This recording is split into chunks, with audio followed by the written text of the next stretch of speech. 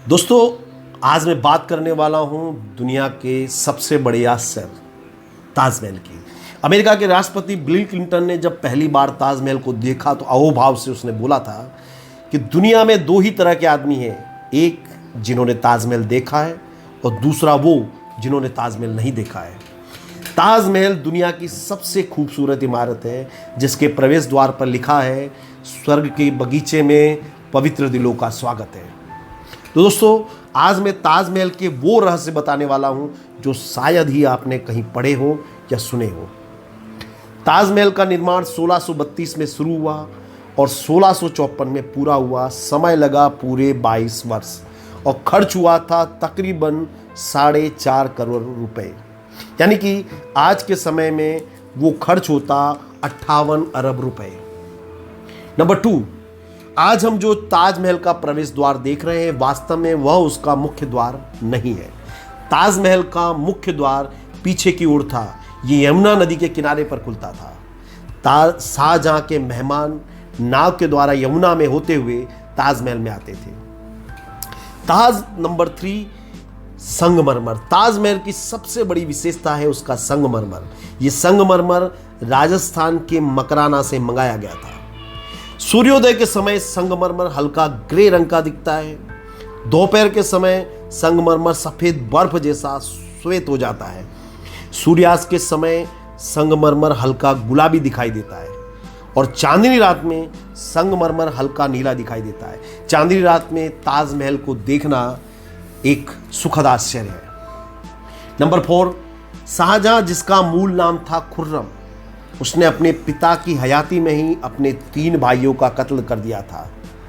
सत्ता की खातिर एक भाई को उसने फांसी से लटका दिया, दूसरे भाई को कैद में बंद कर उसकी आंखें निकाल ली, तीसरे भाई को सैनिकों के द्वारा मरवा दिया।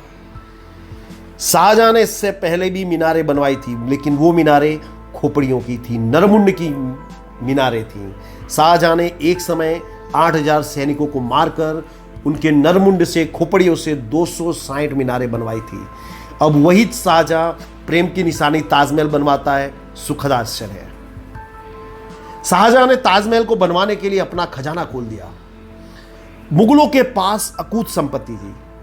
जहांगीर, जो शाहजहां का पिता था, उसने एक बार अपनी संपत्ति का हिसाब निकालने का निश्चय किया। जहांगीर ने चाकरों को सोना, चांदी, नीलम, हीरा, पुखराज तोलने के लिए इकट्ठा किया। 400 तराजू मंगाए गए। चाकर नौकरों ने 5 महीने तक इन रत्नों को तोलने की कोशिश की, लेकिन खजाने का अंत नहीं हुआ और जहांगीर ने अंत में कंटाल कर संपत्ति का आकलन बंद कराया। नंबर 6, 1631 में मुमताज की मृत्यु के बाद शाहजहां ने मुमताज के मकबरे को एक महल का आकार देने का निश्चय किया। 1632 में 20,000 कारीगर को इकट्ठा किया गया। इसमें से 37 एक्सपर्ट्स कारीगर थे जिन्हें पूरी दुनिया के अलग अलग कोनों से मंगाया गया था।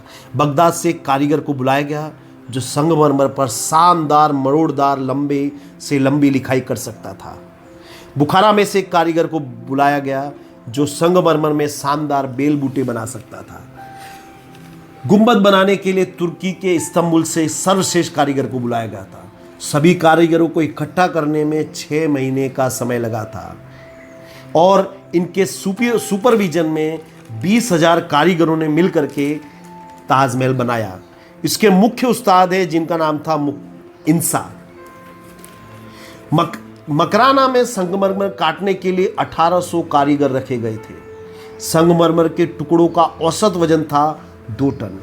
इतने भारी पत्थर को बैलगाड़ी या ऊंट से नहीं खींचा जा सकता था, इसलिए 1000 हाथियों को काम पर लगाया गया था। प्रत्येक हाथी हर रोज 30 किलोमीटर का अंतर तय करके 10 से 12 दिन में आगरा पहुंचता था। मकराना से संगमरमर आगरा पहुंचाने में 4 वर्षों का समय लगा था। ताजमहल को खूबसूरत बनाने के लिए संगमरमर में नक्काशी करके अकीक, गोमेद, पिरोजा, पुखराज, काचमणि, जारगन जैसे महंगे पत्थर और रत्न लगाए गए थे। यमुना किनारे की जमीन ढीली थी, इसलिए 6.7 मीटर ऊंचा एक प्लेटफॉर्म बनाया गया और सबसे बड़ी आश्चर्य की बात यह है कि इस प्लेटफॉर्म के नीचे 40 कुएं खोदे गए और इस 40 कुओं में 3600 लट्ठे डाले गए। ये लट्ठे थे आबनूस और महोगनी के, क्योंकि आबनूस और महोगनी की जो लकड़ी होती है नमी सोख कर और मजबूत हो जाती है। ये लकड़ी सड़ती नहीं है नमी में। और सबसे बड़ी बात, इस चबूतरे के अंदर अनगिनत सिक्कों को सीधा गाड़ा गया था जिससे मिट्टी की पकड़ मजबूत हो जाए। नंबर 10, ताजमहल की मीनारों को गौर से देखने पर पता चलता है कि ये मीनारें बाहर की ओर थोड़ा सा झुकी हुई है। ये ऐसा इसलिए किया गया कि भविष्य में यदि कोई भूकंप आए तो ये मीनारें बाहर की ओर गिरे, जिससे जो मुख्य संरचना है इसको कोई नुकसान ना हो। सबसे बड़ी आश्चर्य की बात यह थी कि इतने भारी पत्थरों को ऊंचाई पर पहुंचाना, इसके लिए कारीगरों ने फ्लाईओवर जैसे सर्पाकार रास्ते बनाए थे। इन ढलान वाले रास्तों पर भारवाहक प्राणी पत्थर को खींचते हुए ऊंचाई पर ले जाते थे। ताजमहल को बनाने में बैल जैसे 500 भारवाहक प्राणियों का उपयोग किया गया था। नंबर 12, कहते हैं कि शाहजहां यमुना नदी के दूसरे किनारे पर काला ताजमहल बनवाना चाहता था, परंतु औरंगजेब नहीं चाहता था कि उसका पिता राज का खजाना खाली कर दे। इससे 1658 में औरंगजेब ने शाहजहां को पदभ्रष्ट करके जेल में कैद किया।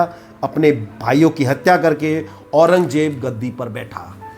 कारावास के दरमियान शाहजहां के जीने का सहारा था एक झरोखा, जहां से वो हर वक्त ताजमहल को देखा करता था। और कहते हैं कि जब शाहजहां मरा तब भी वो झरोखे के पास बैठा हुआ ताजमहल को निहार रहा था।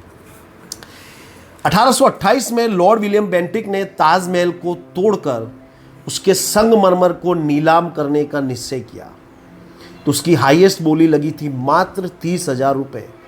तो लॉर्ड विलियम बेंटिक ने ताजमहल के संगमरमर को इंग्लैंड भेजने का निश्चय किया।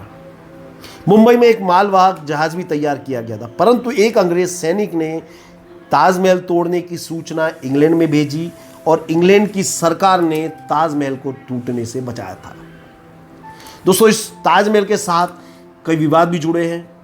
1989 में पुरुषोत्तम नागेश ओक ने एक पुस्तक लिखी थी ताजमहल पर, और उसमें उन्होंने ये बताया कि ताजमहल वास्तव में एक शिव मंदिर था और जिसका मूल नाम था तेजो महालय। और उन्होंने सुप्रीम कोर्ट में ताजमहल की खुदाई करने के लिए एक याचिका भी दायर की थी, लेकिन सुप्रीम कोर्ट ने उनकी ये याचिका खारिज कर दी।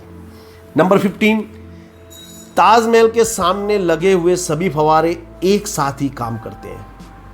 वास्तव में ये सभी फव्वारे एक ही टंकी से जुड़े हुए हैं।